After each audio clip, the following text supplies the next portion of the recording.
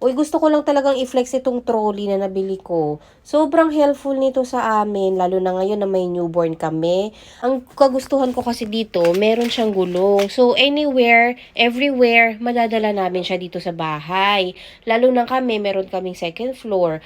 At least, 'di ba, kung may gulong, madali na siyang bitbitin. Saka hindi rin siya ganon kabigat. Kahit na marami siyang laman. Kasi lahat po ng mga ano is plastic lang naman siya. Kaya po magaan, madali po siyang dalhin. Tapos, mo-organize mo yung gamit ni baby. Makikita mo kung ano pa yung mga kailangang palitan. O madali kang mag-replenish ng mga items katulad nito, oh. So, dito sa part na to, medyo nababawasan na yung diaper. Kaya pwede na tayong magsiksik dyan. Tapos yan, dito yung mga wet wipes ni baby. Ito naman, gamit ni mommies. Tapos ayan oh, kitang-kita, very organized kapag ganito yung trolley nyo. Dagdagan nyo na lang ng mga ganitong organizer para mas mabilis yung makita. At saka mas malinis tignan.